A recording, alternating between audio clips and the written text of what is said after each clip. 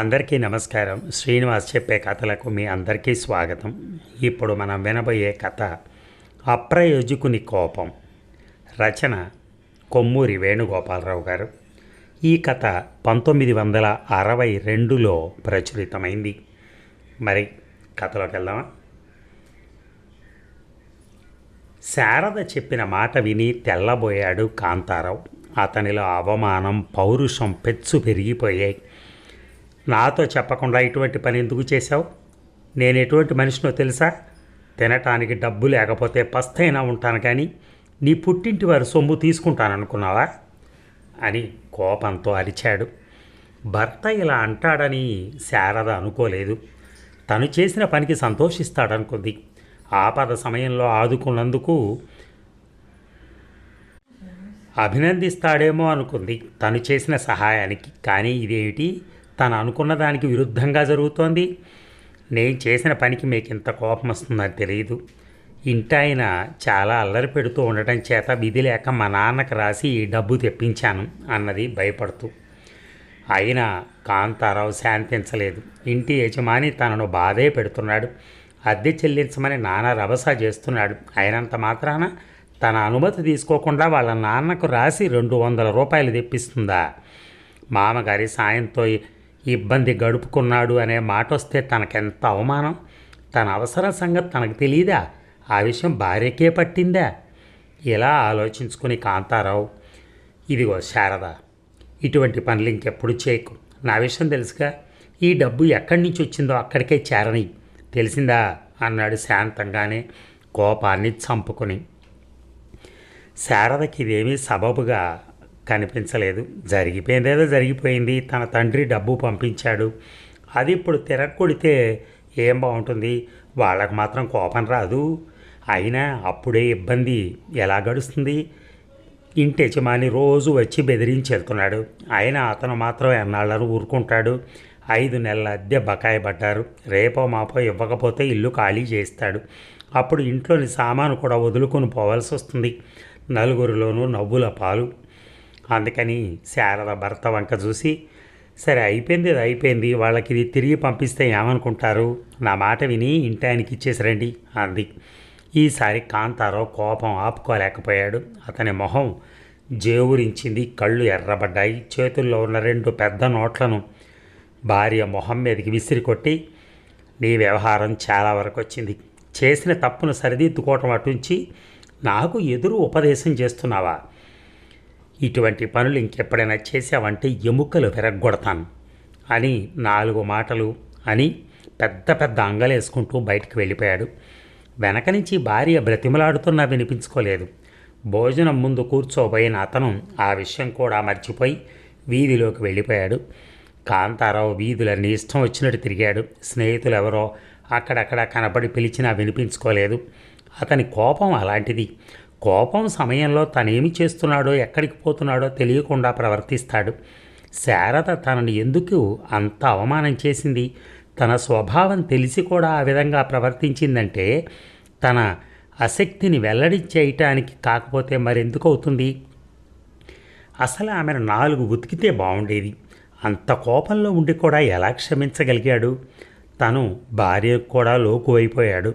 మరీ అంత అవసరమైతే తల తాకట్టు పెట్టి తెస్తాడు డబ్బు. అంతేగాని చేతగాక మామగారి సహాయం కోరటమా? అయినా ఇంటి యజమాని సుబ్బయ్య ఒక మూర్ఖపు పశువు. ఒక 10 రోజులు ఆగమంటే ఆగనంటాడు. 5 నెలల నుంచి ఊరుకోలేదు. అలాగే ఈ 10 రోజులు నోరు మూసుకుని ఊరుకుంటే ఆ డబ్బేదో వాడి మొహాన్ని కొడతాడు తాను. తన స్నేహితులు చాలామంది ఇంకా కొద్ది రోజుల్లో సహాయం చేస్తానన్నారు. తన అవసరానికి ఎంతమంది స్నేహితులకు అప్పివ్వలేదు. వాళ్ళంతా తిరిగి ఇచ్చారా, ఏడ్చారా? ఆ డబ్బు రాబట్టి ఉంటే తనతో ఈ అద్దె సునాయాసంగా తీర్చేయచ్చు. కానీ తనకు ఆసక్తి లేదుగా. స్నేహితుల్ని ముఖాముఖిగా అడగలేడు. అందుకనే అప్పుగా మాత్రం అడిగాడు. 10 రోజుల్లో ఇస్తానని వాళ్ళు మాట ఇచ్చారు. ఇస్తారు కూడా. వాళ్ళకి ఆ మాత్రం విశ్వాసం ఉండదు. నడుస్తున్న కాంతారావు చటక్కున ఆగిపోయాడు. అతని పక్కనే నవజీవన్ విలాస్ బోర్డు సాక్షాత్కరించింది. భోజనం విషయం గుర్తుకొచ్చింది. అణిగిపోయిన ఆకలి తిరిగి బాధ పెట్టడం ప్రారంభించింది. ఇంటికి వెళ్తే తన కోపం ఇంకా చల్లారకుండానే అప్పుడే ఇంటికా? సాయంత్రం వరకు ఆ విషయం తలపెట్టకూడదు. జేబు తడుముకున్నాడు. 1 రూపాయి నోటు, 1 పావలా చిక్కాయి. ప్రస్తుతం హోటల్లో భోజనం చేయటానికి జాలు. గబగబా హోటల్ మెట్లెక్కి లోపలికి ప్రవేశించాడు. అరగంట గడిచిన తర్వాత సంతృప్తితో బయటకు వచ్చాడు కాంతారావు. సిగరెట్ తీసి ముట్టించి నడవసాగాడు. ఎంతసేపు ఇలా తిరగమంటే విసిగేసింది. అయితే మరెక్కడికి పోవటం? ఎవరైనా స్నేహితుడింటికి పోతే బాగుండనిపించింది. కాలక్షేపానికి చీట్ల పేక ఉందిగా. స్నేహితుడింటికి పోదామని వెనక్కి తిరిగాడు. రోడ్డు మధ్య దెయ్యంలా నిల్చునున్న క్లాక్ టవర్లో 12 అయింది. ఎండ మిటమిటలాడుతోంది. త్వరగా పోదామని గబగబా నడవసాగాడు కాంతారావు. పంతులు ఆగు! వెనక నుంచి ఒక బొంగురు గొంతు అరిచింది. కాంతారావు గుండె గుబగుబలాడింది. వాడే ఆ నాడీస్ వెధవ. వడవడలాడుతూ నిలబడ్డాడు అతను. ఏం బాబు, ఎక్కడికి? మా జోరుగా వెళ్తున్నావు? ఎంత వెకిలిగా అంటే అవతల వాడి మనస్సు చివుక్కుమంటుందో అంతకు రెట్టింపు ఇదిగా అన్నాడు ఇంటేజమాని సుబ్బయ్య. సుబ్బయ్య విషయం కాంతారావుకు బాగా తెలుసు.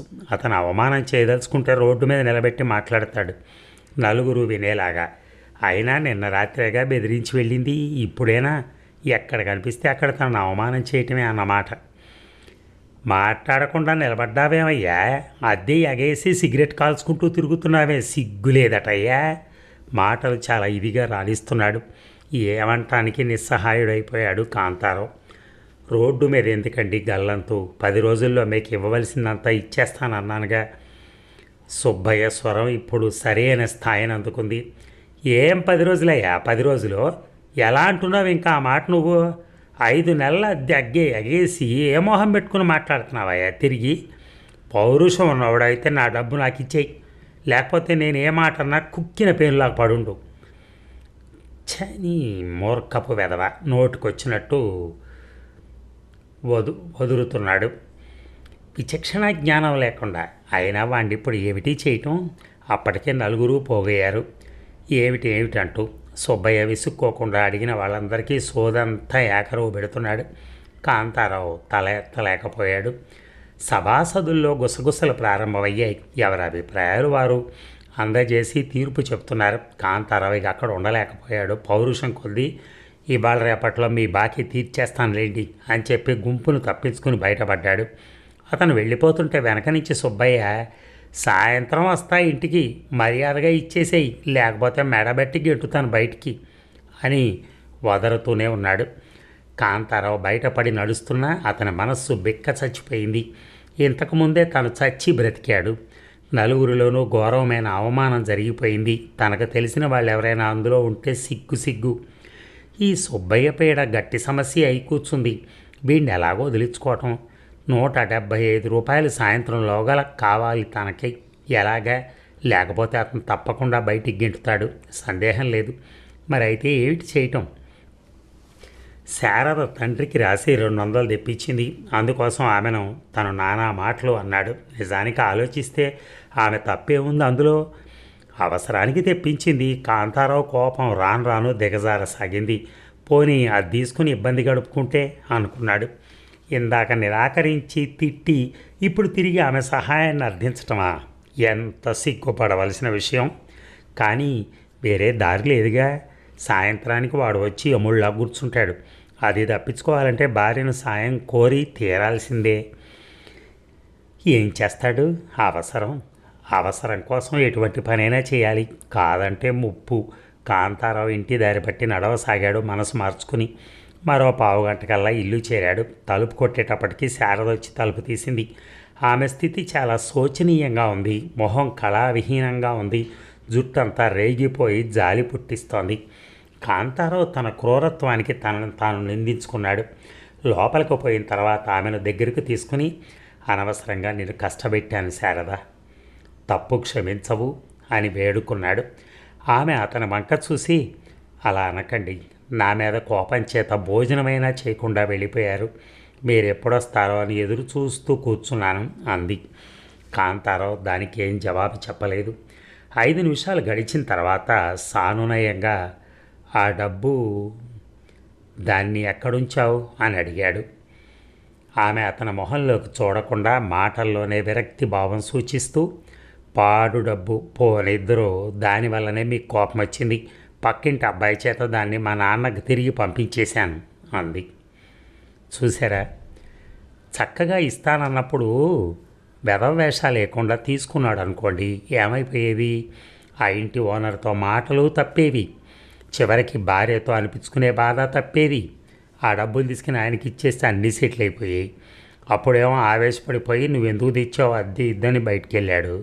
అక్కడికి వెళ్ళి వాడో 4 మాటలు అన్నాడు ఇంటి ఓనరు. అప్పుడు మళ్ళీ పరిగెత్తుకొచ్చి భార్య దగ్గరికి వచ్చి డబ్బులు తీసుకుందామని ట్రై చేస్తాడు. ఈ లోపల ఈయన ఎలాగో తీసుకోవట్లేదు కదా అని వాళ్ళ నాన్నకు మళ్ళీ పంపించేసిందట. టిట్ ఫర్ క్యాట్ అంటారు దీన్నే. ఎందుకంటే మన ఇష్టం వచ్చినట్టు మాట్లాడితే మరి అవతల వాళ్ళు కూడా రెస్పాండ్ అవుతారు కదా. అది అర్థం చేసుకోలేదు ఆ ఇంటి యజమాని. భార్య కదా అని ఇష్టం వచ్చినట్టు అనేసిపోయాడు. ఆ భార్య ఎలా చూపించిందో చూసారా? అలాగే ఉంటుంది మరి. మనం ఎక్కడ ఎంతవరకు ఉండాలో అంతవరకు ఉండి మనకు అవసరమైనప్పుడు కంపల్సరీగా మన సహాయాన్ని అర్థించవచ్చు, తప్పులేదు. ఎందుకంటే బయట ఎవరితోనో అనిపించుకోవడం కంటే ఇంట్లో పెళ్ళాంతో అనిపించుకోవడం పర్లేదు కొంతవరకు. అది వదిలేసి ఇక్కడేమో ఏమని తిట్టేశాడు, అక్కడికి పోయి అక్కడ తిట్లు పడ్డాడు. చివరికి ఇంటికి వస్తే ఇప్పుడు పైసలు లేవు. ఆ పైసలు మళ్ళీ వాళ్ళ నాన్నగారికి పంపించేసిందట. చూడండి ఎటువంటి పరిస్థితి. అదండి కథ. Thank you.